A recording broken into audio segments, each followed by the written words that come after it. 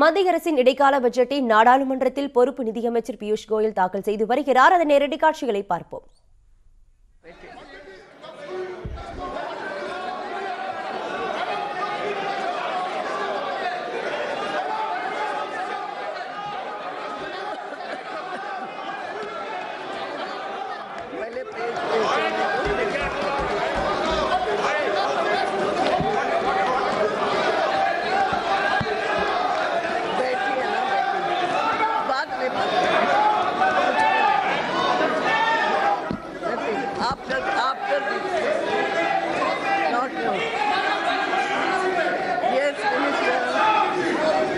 Madam speaker, मैं वर्ष 2019-20 के लिए भारत सरकार के अनुमानित प्रक्रिया और व्यय का वितरण प्रस्तुत करने के लिए आपसे अनुमति लेता हूं।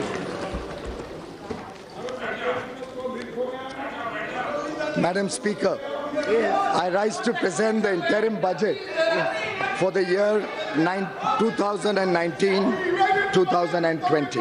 Yes. Part A. I am deeply conscious of the absence of Shri Arun Jaitley today. I am sure the House joins me in wishing Shri Jaitley speedy recovery, good health,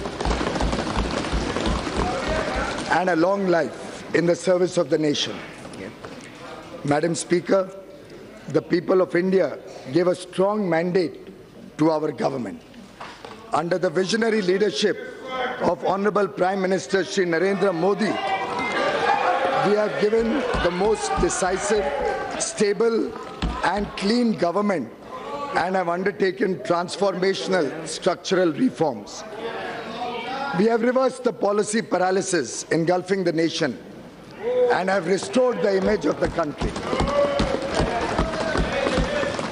इस सरकार की उपलब्धि रही कि हमने सोच को बदलने के अथक प्रयास करे और देश के आत्मविश्वास को बढ़ाया.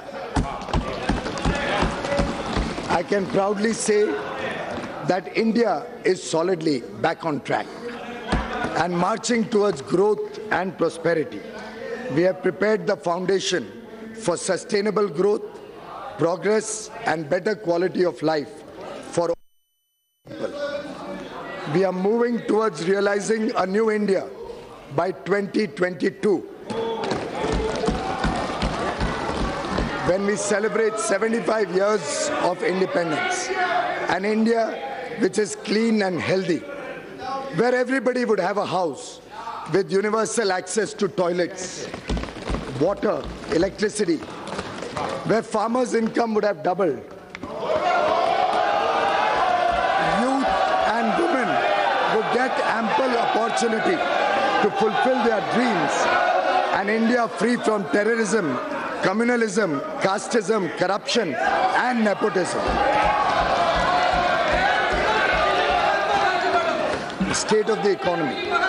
Madam Speaker, the last 5 years have seen India being universally recognized as a bright spot of the global economy. The country witnessed its best phase of macroeconomic stability during this period. We are the fastest growing major economy in the world today, with an average GDP growth higher during the last 5 years, higher than the growth achieved by any government since economic reforms began. From being the 11th largest economy in the world in 2013-14, we are today the 6th largest in the world. Besides generating high growth rate, we contained double-digit inflation and restored fiscal balance. Inflation is a hidden tax and an unfair tax on the poor and the middle class. The average rate of inflation during 2009-2014 was a back-breaking 10.1%. The then Prime Minister admitted as much when he said, and I quote, "We have also not been as successful in controlling persistent inflation as we would have wished. This is primarily because food inflation has increased," unquote. इसके विपरीत हमारी सरकार ने कमर तोड़ महंगाई की कमर ही तोड़ दी।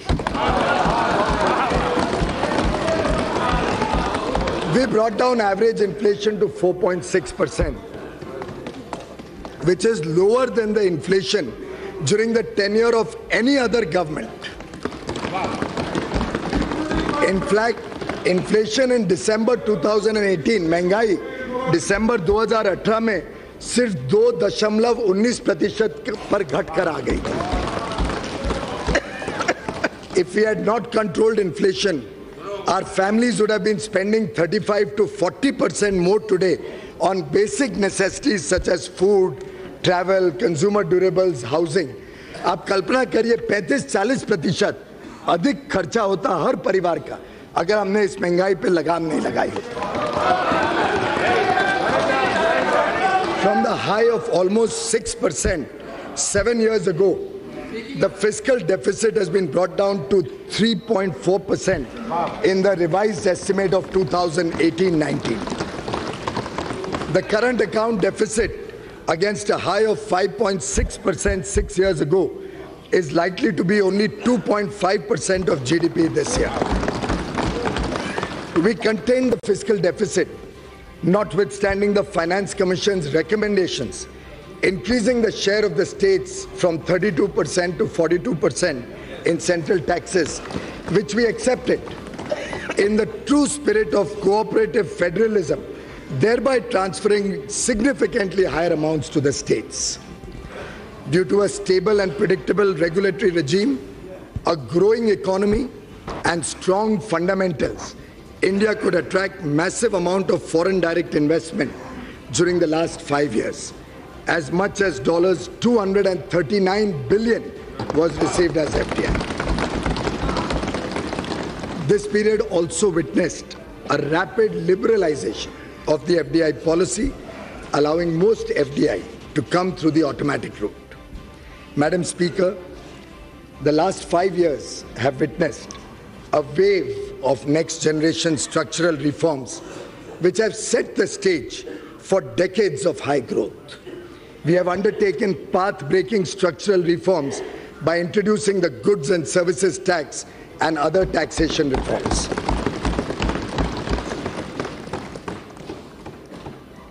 Banking reforms and insolvency and bankruptcy code. The period of 2008 to 14 will be remembered as a period of aggressive credit growth. And as per RBI, the primary reason for a spurt in non-performing loans and stressed assets. Outstanding loans of public sector banks ballooned from 18 lakh crore to 52 lakh crore during this period.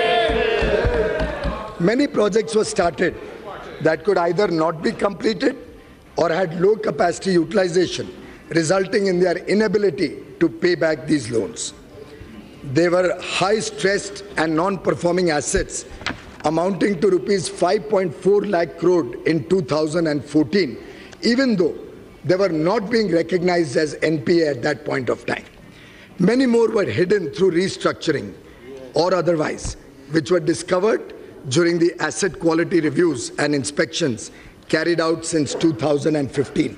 हमारे सरकार में ये दम था कि हम reserve bank of India को कहें कि ये सभी लोन्स को देखें और बैंकों की सही स्थिति देश के सामने रखें।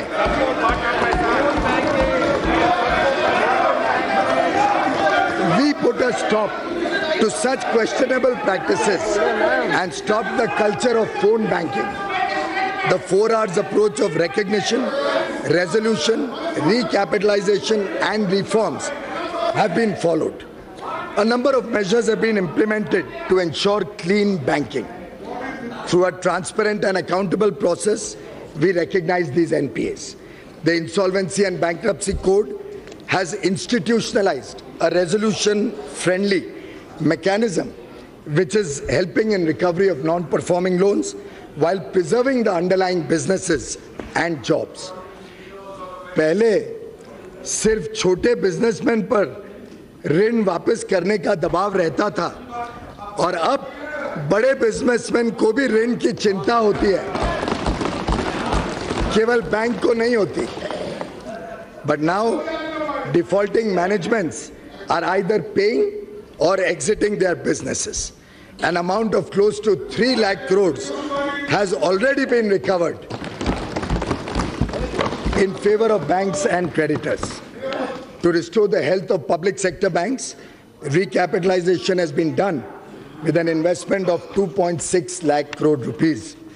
Amalgamation of banks has also been done to reap the benefits of economies of scale, improved access to capital, and to cover a larger geographical spread.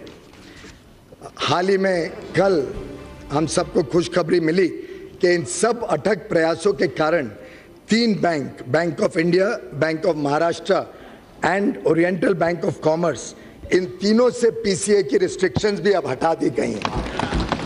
और मुझे पूरा विश्वास है जिस गति से बैंकिंग में सुधार हुआ है, बाकी सब बैंक्स भी बहुत तेज गति से इस व्यवस्था से निकल के फिर एक बार जोर से तेजी से बैंकिंग व्यवस्था में आ जाएंगे।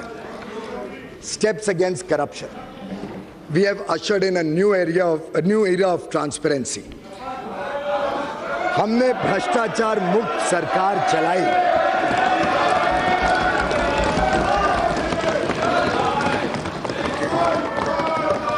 The Real Estate Regulation and Development Act 2016, RERA, and Benami Transaction Prohibition Act are helping to bring transparency in the real estate sector. The Fugitive Economic Offenders Act 2018 will help confiscate and dispose of the assets of economic offenders who escape the jurisdiction of the laws in India.